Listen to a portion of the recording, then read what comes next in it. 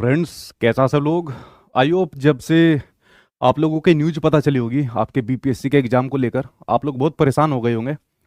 कल रात के टाइम में इस न्यूज़ के बारे में पता चला तो मैंने सोचा कि थोड़ा सा कंफर्मेशन हो जाए और कुछ और न्यूज़ आ जाए, क्योंकि डेली कुछ ना कुछ बीपीएससी के रिगार्डिंग न्यूज़ आती रहती है। क्या पता अतुल प्रसाद जी बोल दे या कुछ ऐसा नोटिफिकेशन आ जाए, बट अभी फिलहाल रात तक ऐसा कुछ नहीं आया।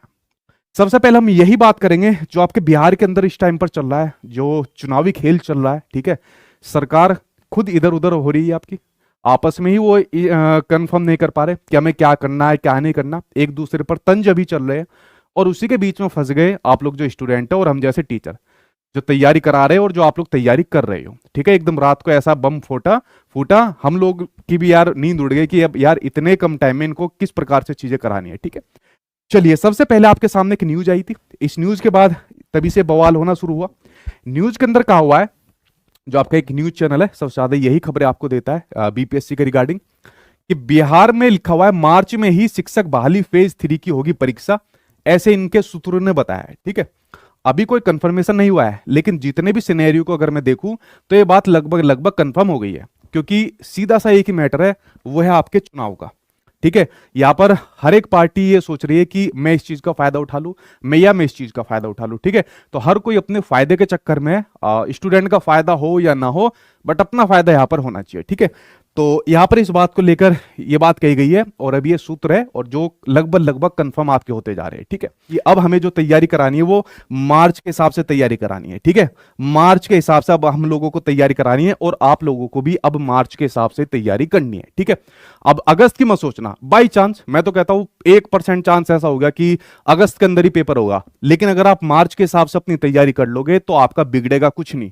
हम लोग भी आपको लास्ट के टाइम में खूब प्रैक्टिस आपको करा देंगे। ठीक है, तो आपका बिगड़ेगा कुछ नहीं, या तो आप लोग मेरी इस रिक्वेस्ट को मान लीजिए या जैसे भी कुछ मान लीजिए, चाहे मैं आपको धमका कर कहूं कुछ भी कहूं, लेकिन इस बात को अपने माइंड के अंदर बैठा लो, तैयारी जो हमें करनी है अब मार्च के हिसाब से करनी है, कि अब हमारे पास कुछ भी समय नहीं बचा है, लगभग हमारे पास 1.5 महीने का टाइम बचा है। लेकिन आप लोग टीआरई 2 आपने देखा होगा, उसमें भी कम समय बचा था, वहां पर भी बच्चों ने सिलेक्शन लिया था, फर्स्ट के अंदर भी कम टाइम बचा था, तो आप लोग भी ले सकते हो। बस एक बढ़िया स्ट्रेटेजी के साथ आपको पढ़ना है कि क्या क्या चीजें पढ़नी है, कहां से पढ़नी है। एनसीईआरटी पढ़नी है तो एनसीईआरटी में क्या पढ़ना है, एससीईआरटी पढ़नी है उसमें क्या पढ़ना है, ये एक अप्रोच के साथ आपको यहां पर पढ़ना है। ठीक है, तो इसके ऊपर मैं एक प्रॉपर वीडियो भी बना दूंगा कि भाई लास्ट के समय में आपको क्या पढ़ना है, कैसे कैसे पढ़ना है, कौन सी चीजें छोड़नी है, क्योंकि जब टाइम कम बच जाता है ना तो सारी चीजें नहीं पढ़नी होती, कुछ चीजें छोड़नी भी होती है। इतना नंबर लाना पड़ता है भाई हमारी ये कट ऑफ हमारी पास हो जाए। ठीक है, तो ये एक स्ट्रेटेजी के साथ मैं आपको बताऊंगा, लेकिन प्लीज मेरी आप लोगों से रिक्वेस्ट है, मार्च के हिसाब से आप लोग पढ़ना। सेल्फ स्टडी कर रहे हो वो भी आपकी बढ़िया है, सेल्फ स्टडी आप लोग कर लेना। अगर बैच के थ्रू पढ़ना चाहते हो तो सचिन एकेडमी ऑफिशियल एप्लीकेशन पर आपको बैच मिल जाएगा, जो भी आपका सब्जेक्ट रहेगा वो आपको बैच यहां पर मिल जाएगा। तो देखिए फ्रेंड्स, अब समय आपका तसल्ली से बैठने का नहीं है, अब समय आपका बहुत ज्यादा मेहनत करने का है। अगर आप लोग 2 4 5 घंटे पढ़ रहे थे तो अब आपको 10 10 घंटे पढ़ने के, इतनी तैयारी अब आपको यहां पर करनी है। ठीक है, एक मैं वीडियो बना दूंगा कैसे पढ़ना है, क्या नहीं पढ़ना है, ये चीज आपको बता दूंगा।